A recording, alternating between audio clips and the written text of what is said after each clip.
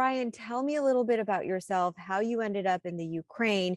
You're actually from the Monterey Peninsula. Yeah. So I'm from Carmel Valley, basically, and I went to I've been going to Ukraine for the last few years for different things, but I had a friend who invited me out a while ago, and the first day there, visiting him, I met Irina, and basically, yeah, my wife now. But from the first day, it was love at first sight, and we got married in August, and have been going from there. So that's why I'm in Ukraine. I'm not in Ukraine because I wanted to be here forever. We applied for her visa to the US about 6 months ago. So our goal was never to stay in Ukraine, even though she's a dentist and had a great job there and everything. But the Monterey Peninsula, as everybody who's listening to this right now or watching this, is the nicest place in the world in my mind. So that was the ultimate goal, was to just come back. To come home. Yeah, exactly. So tell me about your journey trying to come home now. That was difficult. So as I told you a little while ago, the dog situation was difficult. Poland has now opened it up to dogs without that documentation, but that means that if you don't get that documentation, you can't take your dog to another country, which would, stick us in Poland, which we don't want to be either. So a lot of people have that issue. And then we've had the issue with Irina's visa. We applied about 6 months ago now, and they didn't open it until 4 days ago. So there wasn't even a number assigned to it to be able to complain, because they never opened it per their tracking system. And so I called everybody at the night of the invasion started. I was on the phone with the US Embassy saying, you guys, please give us something, give us a visa, give us something. Like I've paid all the fees, I've done everything. It's been 6 months. And they said, we're sorry. It's it never got to our embassy. So we have nothing, we can't do anything about it. I hope you guys stay safe. And then they hung up on me. So it's been a wild ride. And then I had a Congressman Mike Garcia out of Southern California. He heard about this and personally got my number and texted me of when to leave and what routes to leave on that wouldn't encounter Russian resistance, which was nice of them. I think he's on some kind of intel committee or something. I didn't ask questions. When someone in the government tells you how to get to safety, you just follow it. So Follow through. we're thankful for him. Yeah. Well, exactly. Good. I'm glad to hear you're in a safe place right now. But yeah, tell me, is it as bad as the headlines we're seeing here? If you guys saw the videos and the pictures and the sites that I've seen, it's worse. So anybody who posts the real pictures of thousands of burnt bodies on Facebook or Instagram or the news, you automatically get your account banned. That's how graphic they are and horrible they are. And Ukrainians don't really use Facebook or Instagram or social media. They use Telegram. So if you're on the right Telegram channels, you will get uncensored news and the videos of, I'm sorry if whoever's hearing this right now, but yesterday we saw a car got hit by a bomb, and in the back seat there was just children skeletons that were burnt, and people that are burnt so bad that their skin has fallen off, and bombs hitting residential buildings, and we saw one lady with her leg blown off, and they don't have any tourniquets there because they're just no one expects this. And so they just put napkins on her leg, and there was a video of her just dying in the street with napkins over her legs that got cut off by an incoming missile. And this is just 1/1000th of the amount of tragedies that are happening. So it's actually more horrible than what the American news media puts out there, because there's children that watch the news, and there's people that just can't handle it. So I'm getting teary. You mentioned the children. It's like, oh, your heart breaks. Yeah, it's and so we're in a hotel right now, and every hotel is basically 100% occupancy. Ukraine's not letting the men age 18 to 40 leave. And so all the families have to come over with just the women and the children. And so what you'll see in all these hotels and all the elevators and all the lobbies and at breakfast buffets is just tables full of women and children that, they look Ukrainian. You could tell Ukrainian once you live there for a while. And there's no men under 50 in sight. So where they're at, where their family is, which makes it even more heartbreaking. And most of these people, they had to leave their animals too, because you can't just, if you have a German Shepherd or something, you can't just put a German Shepherd on a train where there's not enough seats for even people. So So what's the it's quite. message?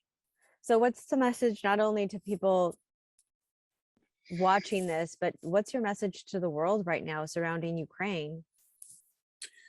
I've thought about that quite a bit. I don't want to get political on this because it's not, these people are suffering and it's not needed. But America has destroyed enough countries. I think it's time for it to save one, would be a good message. And I don't know how, I'm not a politician, but once Russia's done with Ukraine, where do you think they're going to next? They're tyrants with nuclear weapons. And they have no regard for life. Even their own citizens, they don't care if they get killed. So they don't care about other people getting killed. They don't care about the horrible crimes that they're doing and the torment that they're committing. They just don't. And Americans don't realize that, because we all think very happily. In America, we have a very happy life. The grocery stores are full. We have dog parks, we have amusement parks.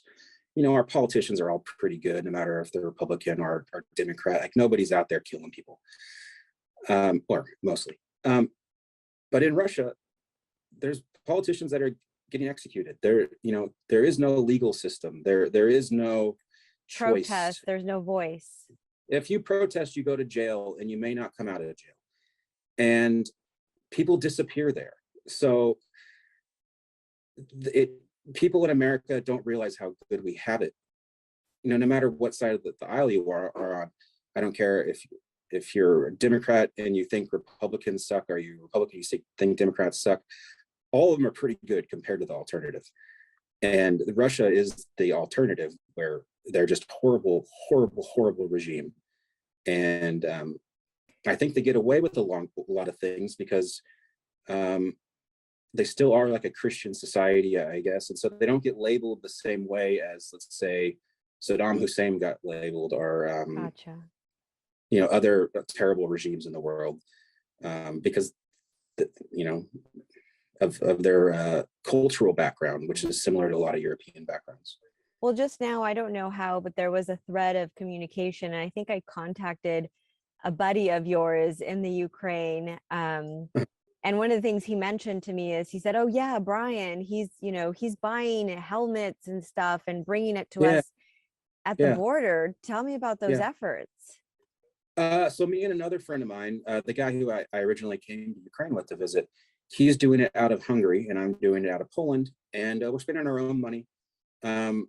Some family has given us money and some friends, but we are going everywhere we can. I tried to buy ammo and they're all out. I've bought body armor. He's buying tons of body armor, baby food, diapers.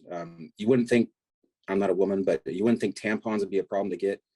But in a war zone, you can't even get that. So all those things that we're stocking up in cars, and he's doing a van out of Hungary, and then we're buying stuff here in Warsaw and sending it to the border with Ukrainians. And we have organizations on the other side, other Ukrainians on their side, that they call it a green corridor, and they're able to take the products without, basically you hand it off to someone at the border, and you don't have to do any customs work right now. They kind of stopped the whole customs things. And so we're able to send anything over the border if we can get it to the border. And then they distribute it where is needed throughout Ukraine, which right now, medicine, Turner kits, gauze, they've run out of gauze and bandages, which, you never even think that they would run out of something like that. They're running out of baby formula, diapers. They have no body armor left. They're running out of bullets. They're running out of everything. Luckily, Russia's running out of missiles and ammunition too, but it's just a horrible situation all around. is there, thankfully a lot of people here on the peninsula, we are blessed enough to be able to Yeah. help. Is there any organization that you've been in contact with where we can connect, or anything you'd like to ask, people here back from your home to Uh-huh. help you with your effort here? There's so many great organizations out there. I actually have, and my friend, we have too much money. There's not enough products to buy here to bring over the border. So at this point, money won't really help.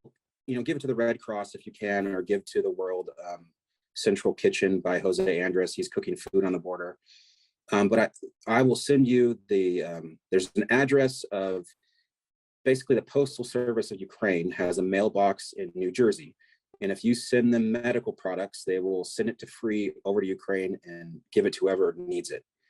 And so I think if anybody has, who cares if it's expired? They have old, unopened, like gauze packages or bandages or braces or splints or anything in their house. It doesn't matter if it's expired or not. These people, they need it. If it's unopened, I'll give you the address in New Jersey. And if they send it to there, then they'll ship it over to Ukraine for free and donate to the people that actually need it. I think that'd be the best solution. Okay, Brian. Well, thank you. Best of luck to you and your wife. And, we hope for a speedy and safe return to the US. I appreciate it a lot. Thank you, Veronica. Okay. And then we'll exchange, I'll send you my email information. We'll get that Yeah. information out to the Yeah, public. I'll send that to you right now, the link to that. It's like Okay. basically equivalent to UPS, mailboxes, etc. Okay. So, Okay. all right. Well, thank you again. Thank you. Have a good day. You too. Bye-bye.